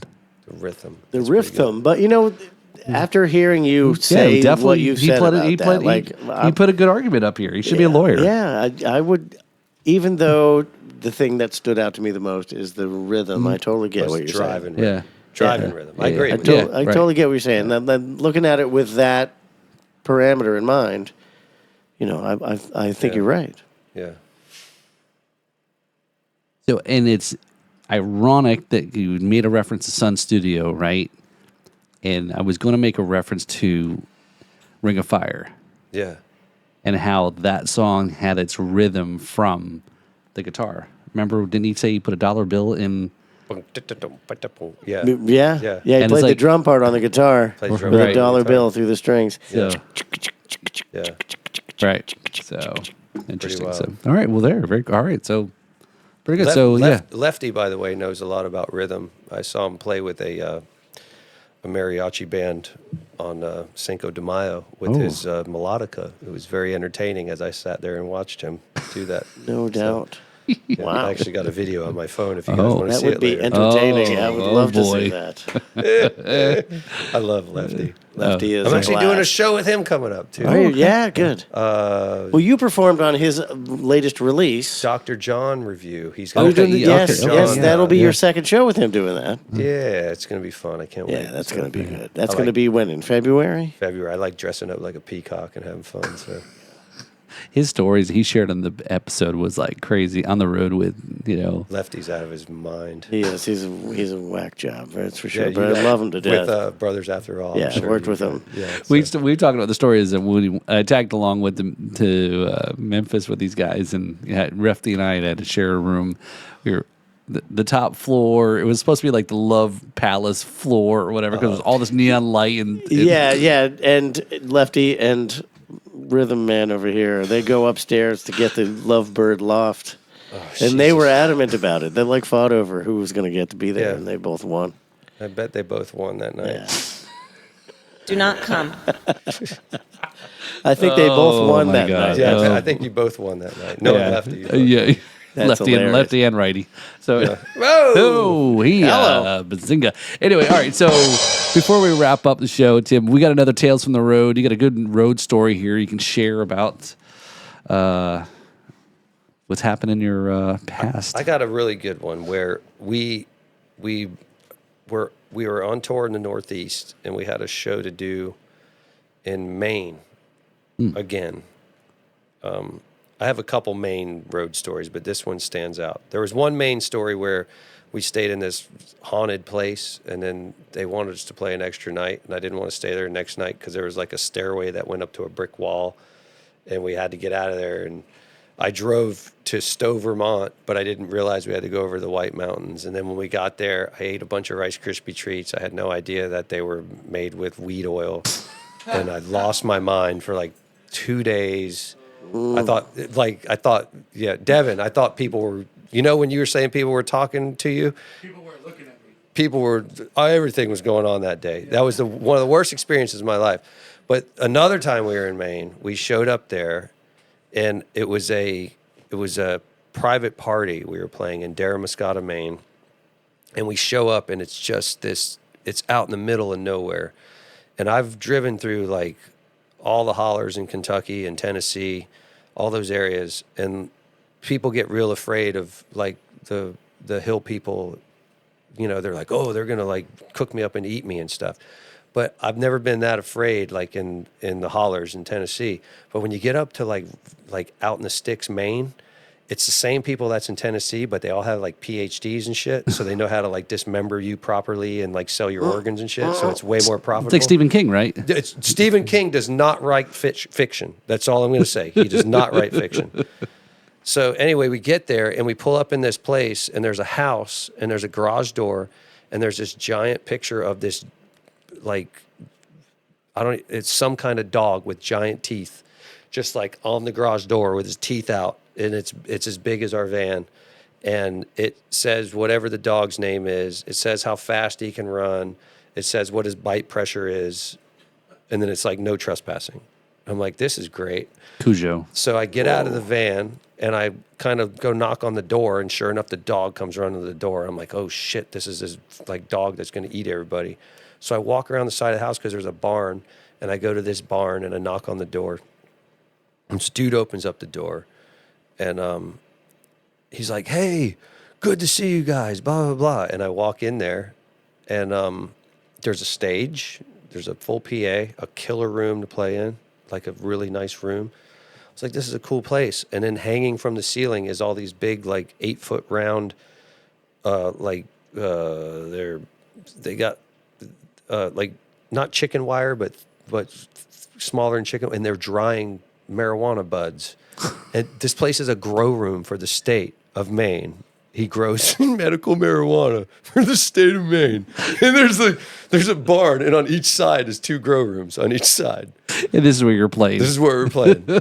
You're playing in the dry room. So I already had issues with eating marijuana, and went off on the space shuttle, and like never wanted to go there again. Like, terrible experience for me.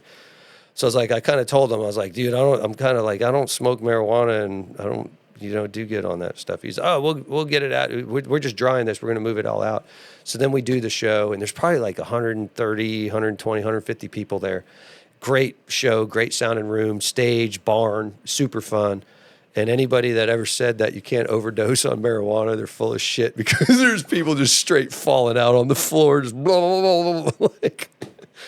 So by the end of the night, I had such a contact high. I was, again, like out of my gourd, because they were passing giant coffee cups out around of just joints that long, and the whole place. And I'm like, oh my gosh, I'm not going to be able to sing tomorrow. So we get done. I had my Yorkie Kilroy with me, and he was high because he was in there too. And we just went and we sat under the stars, because there's like no light pollution up there. And we just watched this. Oh my It God. was so awesome. Me and my dog, we just hung out all night. Funny part of the story is when we had to play in, what's the town in New Hampshire? Like the Manchester, New Hampshire? Is it like the I think so. Yeah. We had to go to Manchester, New Hampshire. This is on a Sunday. And we pull up to Manchester, New Hampshire they do these AMA, like Americana music gigs, but a lot of times they do them at churches. Like, it was the way they set them up. So we show up at this church, and it's the same thing. I kind of look in the door, and I'm like, oh, okay, cool. They got a PA. We don't need our stuff. I walk in, and it's like all these church folks, and I open my guitar case, and all our gear stayed in that room that night, my guitar, everything. I open the guitar case, and it just comes out, dude. It's like the waft. It's just like the waft of marijuana, and all these people in the church are just looking at me, just like, what? Probably, honestly, it was 2 months after that, we're driving back through the South, where like medical marijuana wasn't even legal. All our gear reeked of weed for like 2 months in the van, and I was like, if we get pulled over, we were so done, dude, because he couldn't get rid of the smell, because the stuff sat there for like a night, and it was just like.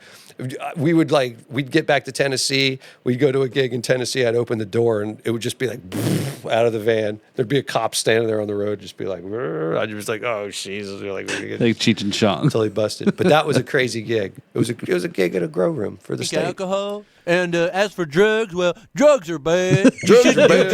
Okay, that about wraps up my introduction. So, but that was a pretty funny night. So Crazy. How'd you book that gig? I can't remember. One of the Blues Pick Records. We did a deal with them in 2007 or 8 or something like that. They split, and Leo Gale. We remained really good friends with him, and he kind of started his own booking thing. So he books a couple different people, but he's like one of the best dudes in the world. He does a lot of stuff for us, like a la carte booking. And, he gets his percentage of that, but we don't have a yearly. Right. Again, I don't mean to, if whatever you have going on with other people, Leo, I don't mean to. Leo's a really good friend of mine. And whenever we have a situation where there probably needs to be a middleman, we'll call up Leo and be like, can you handle this for me? Because I don't want to deal with it. So, Yeah. So he's just another guy in the business that always believed in what we did. And he's been with us since 2007. So it's killer. Nice, So, yeah. It's always great to have awesome. people in your corner, Yeah. right? Helping you. Yeah. Yeah. There are times when it's not in your best interest to represent yourself. Yeah. Another piece of advice for anybody out there: if you sign anything with anybody, they gotta like you more than you like you. And if not, they're not going to work for you. They're just going to take advantage of your ass. So they got to be willing to like put in the time. I remember one of the first tours we did, and it was before all the GPS on phone and stuff. And Leo made us a whole itinerary folder, you know. Triptychs. The total dude. And I was like, this guy just rules, dude. He's a good dude. Leo's a great guy. So I like him. Yeah. So we're still good friends, and he helps us out a lot, you know. And so, yeah, it's awesome. That's Very cool. awesome. All right. Cool. So Devin's signing up to help you move any gear for the next tour. Thank Up you, to Maine. Devin. Thank you, Devin. Free smoke. Hey, you're just going to take all your clothes and just lay it out in the barn. Just inhale Hey, it. Kevin, have you ever bought a piece of gear and it had cocaine or marijuana in it? Unfortunately not. Dude, I've done it before. you kidding dude. me? I bought a bass head one time and it had a bunch of cocaine like stashed in top of the amp. Oh, you're And then I kidding. Oh, bonus. And then I bought another a guitar amp one time, and somebody stashed a bunch of dope in there, a bunch of marijuana in there, dude. It was like when I was a kid, dude. I was like, "What? This is funny." Oh, we were talking. We were hanging out. We were hanging out in Tennessee. Have you ever heard of a place called Pokey's? It's in Eastern Tennessee, and we happened to be there. We weren't touring or nothing. We were just hanging out, and Pokey, the owner, was the only. Pokey and his wife were the only other. With there's 4 people in the bar: Tracy and I, and Pokey and Mrs. Pokey, whatever her name is. And this place has been featuring live entertainment like since the 70s. And like all your favorite rock and roll bands, the show poster for them at Pokey's is like filling the wall. And he was talking about they have a band room, and there was something going on where they were going to do something with the band room. They were upgrading it, and they needed to get a permit, or I don't know what the reason was, but they had to clean the band room for some reason. And he was like, I found so many bags of coke. Jeez. And so many I had so many drugs, I had to just throw them away. I thought I was going to get arrested. Yeah, it's crazy. It was hilarious. So back to that Memphis story, Oak Ridge Boys. The guitar player for the Oak Ridge Boys was a 58 Tweed Deluxe that I played through on that record. Oh, wow. And From Sun Studios. Yeah, and I guess they just traded him some cocaine for that amp, and he left it Oh there. my God. So was that Wow. So what is that amp worth now? Yeah, More than right? a bag of coke, Yeah, I can so- tell you that. was that the presence we were feeling in It was the presence of a cocaine deal that we're feeling. It wasn't the presence of It was a all of good the great sounding amp, music dude. that had been there. It was a good sound. But we walked in there, and as soon as you step down that step into the recording room, there's just a wave that hit me like, oh, the like, ceiling. like they talk about virginces on the earth. Like there's a virgins in that spot, No doubt. where like all the creativity that's ever been had is somehow flowing through that room. Yeah. It is did you have that? Oh, I walked in there and I couldn't believe it. And then when we plugged everything in and we set up right in the center of the room, everybody looking at each other. Like, so the drums were where you were, I was here, Mike Burney was there, and Rebecca was right there, and we just were all looking at each other and just played like we'd play. And it was honestly, I don't really remember it. I don't really remember. I made up a song called Memphis Bound, like made it up on the spot. Yeah. Made up all the words on the spot. We did a version of Otis Rush's I Can't Quit You, Baby. I think we did that there. It was just whatever we called, you know, just crazy. And then we got done, and then we Dennis threw us in his car, and we hauled ass back to the Flying Saucer and did a showcase for the people at the IBC. You know, it was crazy. That is so cool. So you didn't get a chance to really digest until probably a little bit later, right? Yeah. So Yeah. they gave us a file, Dennis, and then they gave us a file. We came down here and mixed it at some studio. I think we mixed it at some studio down in Miami. They mixed it down, and then we're like, yeah, let's make an EP. And then we were in South Carolina. We did a little photo shoot at a place called Midnight Rooster in South Carolina somewhere. It was like a cool little restaurant. We did like a little photo shoot, and that was the album cover, and that's what it became. It was crazy. That's awesome. Super simple. Dennis paid for the whole thing, so Wow. Yeah. And just so you know, ladies and gentlemen, it can take months or years sometimes to do an album. Mr. Tim O'Donnell can do it in an hour. No way, dude. It's like When you're in Sun Studios. oh, when you was like Because you're being fueled by that amazing, whatever it Yeah, is that's energy. in there. well, that's the way they did it. You know, that's the way they. Yeah, did that's it. the way they did it. Yeah, they just went in there and Step killed up, right? it. Yeah, Yeah, you probably didn't take the studio tour that we did. I didn't take a studio tour. We just walked in the back door, went through the engineering room, Yeah. and then stepped down in there and Yeah. drum set up, and I played through the Cocaine Dude's amp, and Right. everybody just plugged into something, and we just played. So when we were in there, Larry Mullins from U2 had donated his own drum set. He was like, because U2 went in there and they recorded, and he's like, my drums have never sounded better. Like, I'm going to leave them here, never move them. We're going to come back and record drums here every time. Wow, And they're still there. Nobody's ever moved them. that's So crazy. when were you there? 2008. I want to say 2008 was when we did that. Maybe. Okay. It was probably very soon after, Might have been maybe his- the next session. Yeah. But you walk in there, and the guide is telling you, like, this is who did this here. This is who did that there. Well, you see all the pictures on the wall, dude, and then Yeah. and you're like, I'm like, what the? And they tell the story of how Elvis got his start in that room. And he would hang out, and he would go and talk to the secretary in the front, who actually ran the whole place, but she was a secretary because it was the 50s. And the guy who ran the whole place was like, yeah, we need a vocalist. We need, and we're like, oh, this Elvis guy. He's like, he's just, fuck that kid. He's like, he's just annoying. Like, we're not doing that. And so finally, she talks to him. She's like, and they do a session with Elvis, and it wasn't happening. It just wasn't happening. And the owner of the studio went out to have a smoke, and Elvis could tell, like, this was his only chance, and he was fucking it up. So he started running around, jumping off of everything, singing "That's All Right, Baby." That's all right, baby or mama. That's all right, Mama. Is that what it is? That's all right, That's Mama. all right, mama. Yeah. And he's just being a cartoon of himself and freaking out and screaming that song at the top of his lungs. And the guy's like, "Oh wait, mate, this mic could work." Arthur They went Cronin. in and they pressed record, and that was his first single. That was his first single. We did it. We did a version of Mystery Train there, which was Junior Parker and the Blue Flames. It was Floyd Murphy was the guitar player, Matt Murphy's brother. Killer version of that tune.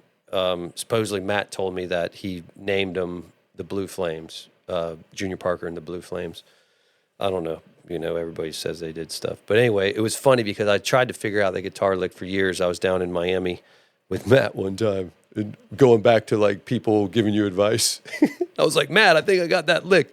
I'm like, playing this lick. He just like looks at me. He goes, that ain't it. And I said, well, what is it? And he goes, I don't know. I ain't my brother, but that ain't it. That's what he told me. It was just like, I love that stuff, That's awesome. Because Matt gave me some wingers, dude. Matt gave me some zingers from time to time, dude. I bet. We were at Blue Note, playing at the Blue Note. He asked we were up there. We got all dolled up. We were all dressed up. Matt just kind of came out with his hat and his Blues Brothers shirt on. And he asked the sound guy, like third song in, he goes, hey, can I get a little bit of less as Tim's shirt in my monitor? It's just like, Oh, that is like hilarious. classic shit, dude. That is like, hilarious. That's classic shit. Like when you hear that kind of shit, it's like, yeah, this guy still got it, dude. Like, so.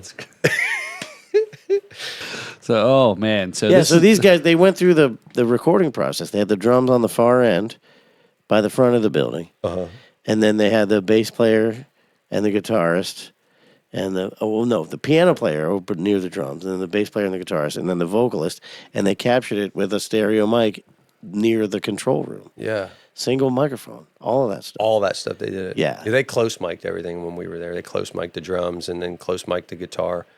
And then I did sing live. There was no overdubs on that. But I was the only person that sang in the band. The other thing that sucked about that, I got food poisoning the day before I got there. Ooh. And I was like throwing up for like 2 days. So my voice was just totally like the whole time on that record. So I don't really like to listen to it that much. But then again, it's so nostalgic to me. Sometimes I'm like, that was fucking cool, you know? Like, you know what I mean? That It's is like, cool. Yes. I didn't get to record there. You're awesome. So pretty cool. So go get some food poisoning I'm and then gonna go go, record. I'm gonna go puke all night and then go to Sun Oh, that Studios. was a brutal drive, man. That was a brutal drive up there that year. It was like Snowmageddon. This early When we were you know, there, yeah. we were there for the. I as you know, I represented this area for the IBCs, and we got there. We left Florida. It was 67 degrees. We got to Memphis. It was 7 degrees. Yeah. And it was like, wow. I can't remember what year we went there one year, and my car blew up, and my buddy gave me his truck with a topper to drive up there, and our bass player quit. That was the first year we went. Our bass player quit the day before we were supposed to leave.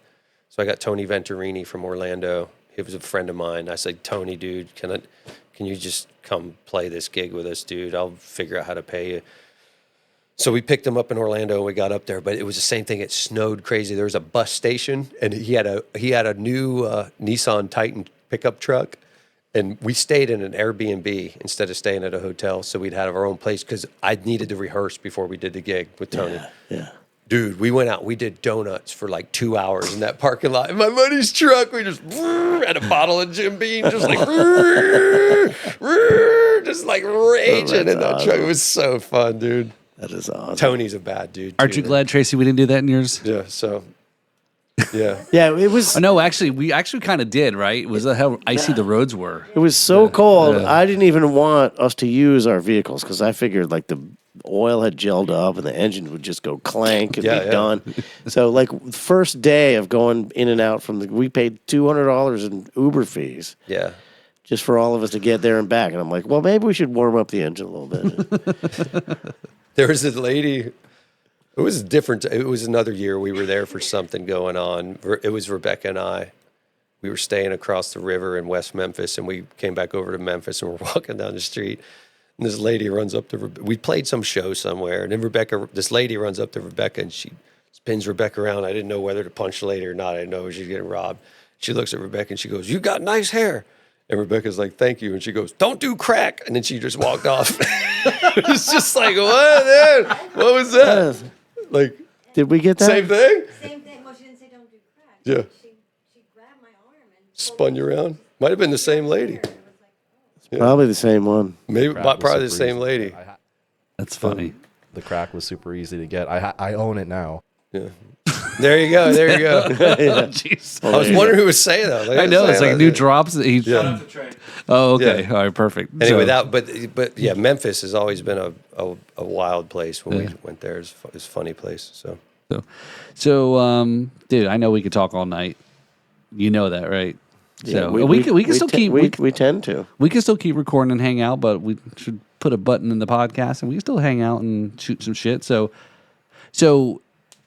Tim, thank you for coming on. Thank This you has been for an having awesome. Yeah, this has been a great conversation. Yeah. It's good to hang out with you, man. shit, yeah, dude. This is exactly what we want to have is like local musicians come in, hang out, share some stories, camaraderie, and how to help the community all together, right? And that's something that we've been trying to, what we really believe in. We all live here, we're all part of it. So, do you got any kind of upcoming shows here? Mid January, end of January timeframe? We're just doing local stuff. Okay. You can just go to tnhband.com, shows tab, find out where we're at.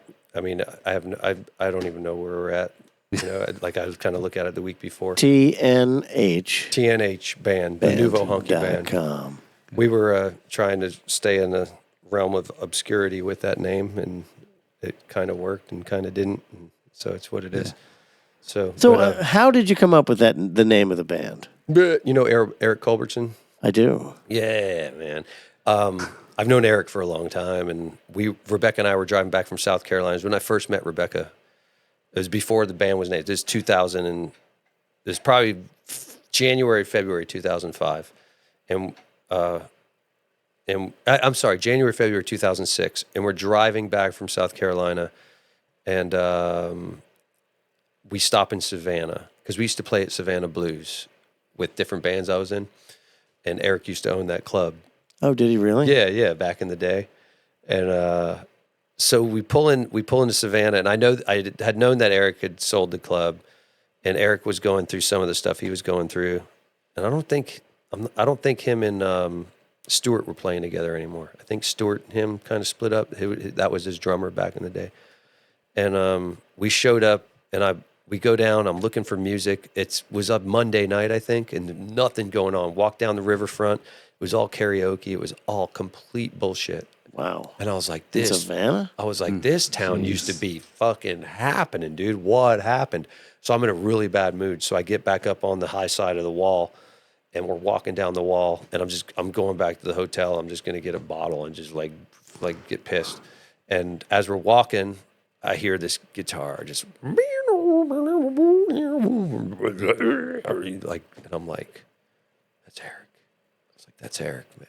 That's Eric, dude. And Rebecca's like, who's Eric? I was like, let's go. So we went down the little spiral staircase that goes down, and we went to the Fiddler Crab right on the river. Oh, yes. I've been there. And he was playing at the Fiddler Crab, dude, killing it.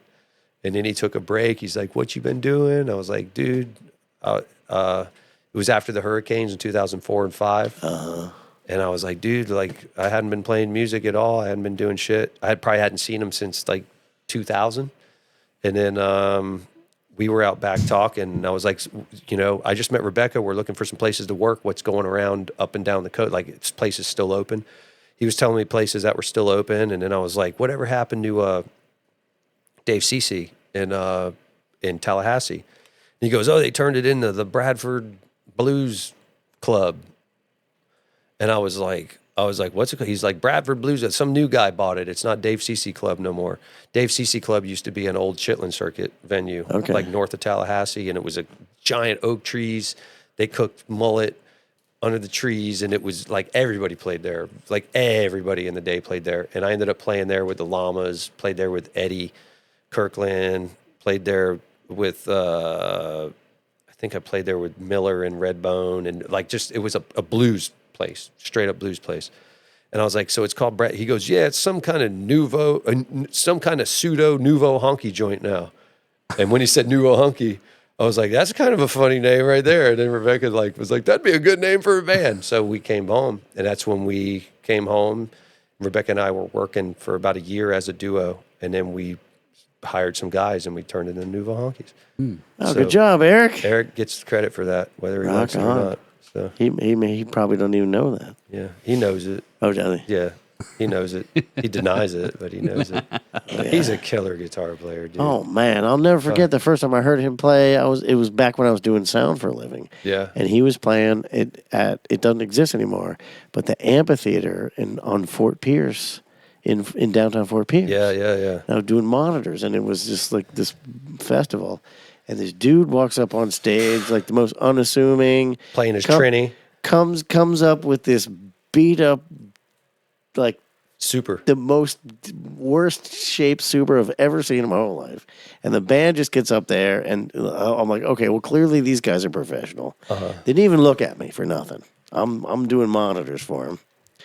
They just were like, Garrett was just like, and they just bam, and they were freaking awesome, Dude.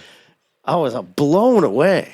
That, like late 90s, early 2000, Eric, when Stuart was with him, it was like an extension of the Band of Gypsies to me. Yeah, it was Like unbelievable. if you took Jimi Hendrix and the Band of Gypsies would have became a band and Jimmy wouldn't have died, I really feel that's what the vibe I was getting from Eric and Stuart, those two guys, because they had different bass players. And this was mid-late 90s. Yeah, he was on fire. And then he sounded like fucking Joe Cocker when he sang, too. Exactly. You know what I Yeah, mean? It yeah. was yeah. Yeah, it was So, clearly they were like playing every day in a different city. yeah, they were killing, Yeah, dude. I was like, That band was who on the hell fire, is this dude. guy? I love this Yeah. guy. I saw him. He did a show. It was supposed to be Eric, Kebmo, and BB King at the Fort Lauderdale Blues Festival, maybe.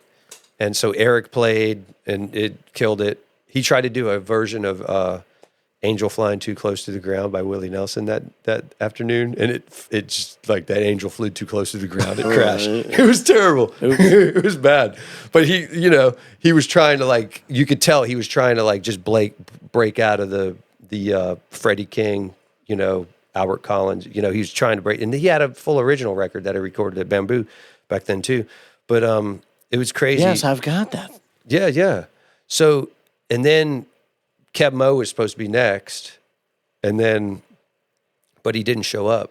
So BB, there was a big pause, and then BB came up. And the whole reason I went to the show was because I wanted to see Kev Mo, because I saw him on, who's the dude with the big hair? Conan O'Brien show.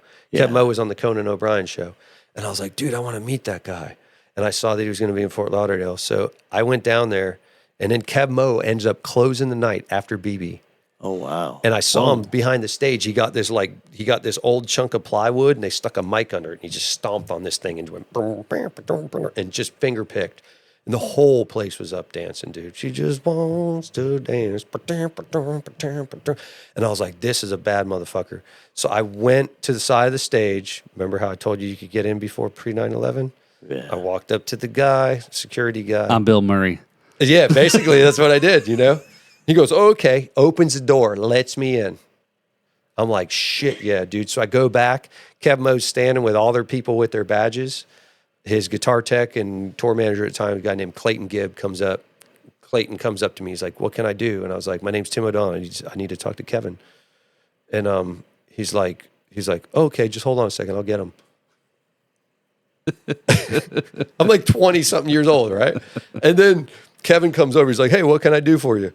And I said, dude, I heard that all your shit got lost on the plane here. If you're ever in Florida and you need anything, dude, here's my card. Just call me. I'll like whatever you need for gear. I'll just hook you up, because I was dealing in vintage guitars at the time. And sure enough, like 3 months later, he calls me out of nowhere. And it's one of those calls you think it's a prank call, like your buddy's calling you. Right. I'm like, come on, dude, get out of here, Josh. Like that ain't, you know. He's like, you know. And he's like, I want you to build a guitar for me. And I was like, get out of here, dude. He's like, this is what I want. And I was like, all right. So I built him a guitar. Oh, wait, you build guitars? I used to build guitars, yeah. So I built him a guitar, and I delivered it on a gig. He played it that night, and he ended up playing that guitar for a while, and that guitar got stolen in Oakland Airport. Yeah. And he called me, and he called it the knob. He's like, Tim, the knob got stolen. The case was there, guitar was out of the case, Oakland Airport. This is when he still lived in LA. And I was like, shit, man. And I was like, well, I'll kind of put words out to everybody. He goes, I need another one right away. And I was like, I don't know if I can build another one. That was like this fucking Madeira that I got from this Cuban guy in South Beach, dude, out of his shed. You know, there's no more of that wood, you know. He goes, well, do the best you can. So I built him a second guitar and sent it to him. Had it done quick, sent it to him. And he didn't really like it. He didn't really like the second guitar. Yeah. So I get a call like 8 months later. This guy named Tony from San Diego, phone rings. I pick up the phone. I'm like, yeah. And he goes, hey, I got this guitar here. It has your name on it, blah, blah, blah, blah. And serial number's this. It's got this weird switch. I'm just wondering about the electronics in it. And I was like, is it this color? Blah, blah, blah, blah. And he's like, yeah. And I said, I'm just going to be honest with you, dude. You could hang up on me. I have no idea who you are. I don't have your name. I don't know where you are. I know you're calling from California, but that guitar's stolen. And he goes, oh shit, man, I bought it from a secondhand store. And I was like, what'd you get it for? He goes, I bought it for $1,200. And I was like, well, that guitar belongs to a guy named Kev Mo. He's like, get the fuck out of here. I'm a huge Kev Mo fan. So I was like, give me your information. I'll call you right back. So I called Clayton Gibb. I was like, Clayton, I found the knob. And he's like, where is it? I said, it's down in San Diego. And this is when Kevin was still in LA. He goes, let me call Kevin. So he called Kevin. And then Kevin calls me back, dude, I'm going to drive down there and get it. But I'll make sure that it's worth that guy's while. So I don't know what happened after that. I just leave the phone off. Like next Tuesday comes through. I get a call from that guy, Tony. And he's like, dude, that guy is the coolest dude I've ever met in my life. He sent a driver down with a car. They picked me up. They brought me back to LA. I got to see Kev Mo play with Bonnie Raitt and Vince Gill. Side stage. He put me up in a hotel. He paid me $1,200 back for the guitar, and then he gave me a car ride back home. And he goes, thank you so much. That was one of the coolest experiences in my life. Wow. And that's Kev Mo. That's how cool that fucker is, dude. Wow. So So down the road, so Kev sends me back the second guitar that he didn't like, the second one I built. Yeah. And now I'm trying to buy a house. This is like 2002 or 3. And I'm self-employed, can't get a loan. I'm dealing with this like loan sharky dude up in New York. He's like, oh, you need to show some more money here. And he wants to charge me like 11% interest. I was like, dude, I can't do it, blah, blah, blah. And he goes, what do you do again? I was like, I'm in the music business. I sell vintage guitars and like do stuff like that. And he's like, blah, blah, blah, blah. And I was like, who have you built guitars for? And I said some of the people I built guitars for. And then I said Kev Mo. And he goes, my girlfriend loves that guy. And I was like, hold on a second. Let me give you a call. I was like, how much? How much she love him? She goes, dude, she wanted to see him forever. So I said, give me a second. So I go online. Boom, Kev's going to be in New York in like 2 months. So I called Kevin. I was like, Kevin, can you do me a huge favor? I'm going to send you this guitar back. I want you to sign it. Send it back to me. I'm going to send it to this dude. You got to get his girl backstage passes. And he's going to give me a loan on a house. He's like, sure, shit, yeah, dude, I'll do it. That's how I bought my first house. Oh, wow. So, oh, rock on. crazy shit, you know? Rock on. Well, it pays to know people, that's for sure. That's part of like the crazy part of like this business, the people that are just so fucking cool, man, and so generous and so nice. I need me a guitar built. What do you need? Well, I've got the Kevin McLaughlin Band logo. Mm-hmm. And I need a guitar made that looks like the logo. Let me see the logo. I'll figure it out. Yeah, I'll show it to you. Yeah. It's in here somewhere. Oh, thank you. Oh, there it is. Oh, it's on here. That's the logo. Shit. So you need the guitar to look like that. Yeah. It's almost like It's a road sign. like an Irwin, in a weird way. Like a fat SG with the points shaved off. with the point down there. And all Yeah. the shit he gives me, right? Who's looking out for you, That Kevin? is awesome. It's almost like one of the Garcia Irwin, like the but the BC Rich, the same horns. shape as like an interstate road sign. Yeah, we can do that for you. Rock on. What size is that guitar? Because it's almost as big as No, a it'll Captain be- America's shield. Is it something you want to play all the time, or just something you kind of want Something to play on some- live for show. on some Mahogany. songs? Yeah. Yeah, I wouldn't want to use it all the time, but Okay. something for show. I'm just being honest. It's hard to build a guitar that takes over the guitars that you really like. No, I don't expect it to be a magical thing. You understand what I'm saying? I I mean, built guitars. I get it. Yeah, it's Yeah. when I build custom guitars, I just tell people it's either going to work or it it's could be not. a magic It's like- or it could be trash. And I know it. I've done it. So Yeah. You know what I mean? It's I like- want it to be decent so that I could play a couple songs on it. Yeah. And, Oh, we could totally do that, but yeah. yeah. But Cool. So Yeah. Play like a couple Shit. of signature tunes with I got it. a neck for it right now. If it's a bolt-on neck, I got a neck for this guitar. Yeah, it would That'll have work to be perfect. a bolt-on neck. I got a perfect It's the bolt-on easiest neck. thing. I like big, wide, fat necks, baseball bats cut in half. That's what I like. I got a perfect neck for this guitar right now that's sitting right in my shop. Yeah, a friend of mine. The headstock actually looks exactly like the back end of that. Oh, yeah? Like it would go like that. Yeah, a friend of mine gave me some really good advice. He's like, everybody likes the thin necks, the little necks. Okay, totally. And he's like, he's grabbing a neck and there's like this much air. He's like, see all that air in there? Doesn't Why help. wouldn't you fill that with wood? Fill it with wood. Makes a better tone. I'm like, you know what? That's a great idea. Makes a better tone and makes your hand not so tired. Makes a better tone, makes the neck more solid. It's better in every way. And ever since then, I like the baseball bat necks. Yeah. So I like baseball neck. So Well, there you go. A two-hander. No, I'm used to dealing with something huge with just one hand. Anyway, so Tim, thanks for coming on the podcast. thank you. We've been going way too long here. I digress. So, oh my God, this has been great. Yeah. So, like we said, Oh, there, yeah. So it's such a pleasure, man. So, so thanks for tuning into this podcast. Check out the B3 Podcast Network. That's what you got to search for to find our show, Riffs and Rhythms, Drums and Rums, Jams and Cocktails. Tune in the Brad Show Wednesday nights, 8 p.m. live. He had Vern Dazel, a live performance on the show a couple weeks ago. Yeah. And it was great. So it was great that, we're all trying to, again, build something, support, and all these things, bring everything together. So, Support the musical community on the Treasure Coast. And Oh yeah. make it better for everyone. you got a couple things coming up here, midweek? I mid-jam? do. I've got. I have no idea what I'm doing. Just like Tim, I don't know what I'm doing unless I'm looking at my schedule. So what I do is I just type in show here on my calendar, and What I've got is You got another Rising Star shows coming up? the Rising Star concert series continues. We've got a band that's going to be playing on January 24th, TBA. I'll be back at Hop Life on the 17th of January. Okay. All right. I will be performing with my daughter Freya at Hop Life again on the 26th. And then in February, I'll be back at the Hoffman, back at Hop Life. I'm going to be playing at the Martin County Fair on February 20th. Okay. Sweet. With the Kevin McLaughlin Band. That's going to be a lot of fun. Big stage. Oh, yeah. All kinds of fun. We've got to get a camera crew in there. You got a prize pig trying to get a blue ribbon? Yes, I'm going to bring it up on stage with me, and I'm going to cut it right in half while all the kids are looking. Wow. I love the pigs at the fair. I just go there to pet the pigs, too. That's all I do. The pigs. I spent a lot of time at county fairs. Mm-hmm. There's lots of fun to be had at county fairs. I can tell you fun. stuff that yeah, I'm not even going to say.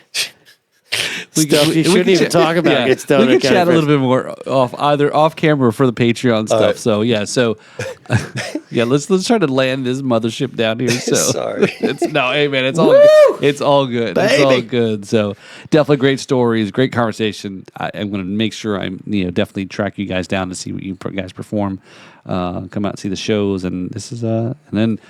This coming, this year, Kevin mentioned, we got plans for more festivals, more events, and we're trying to get real creative. So yeah, the Nouveau Honkies will most certainly play at the next and Riffs and Rhythms Festival. As soon as we have a date, we'll let you know. Please give us a holler, man. It'd be fun. Oh, yeah. We got to have you on there. This is part of it, right?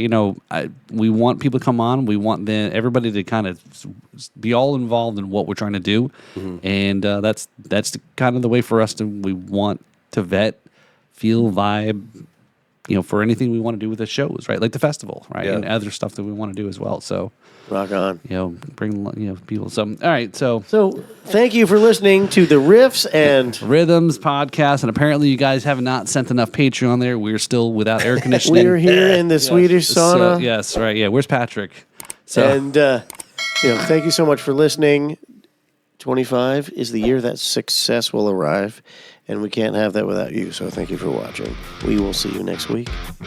cheers. Thank you. Good night, all.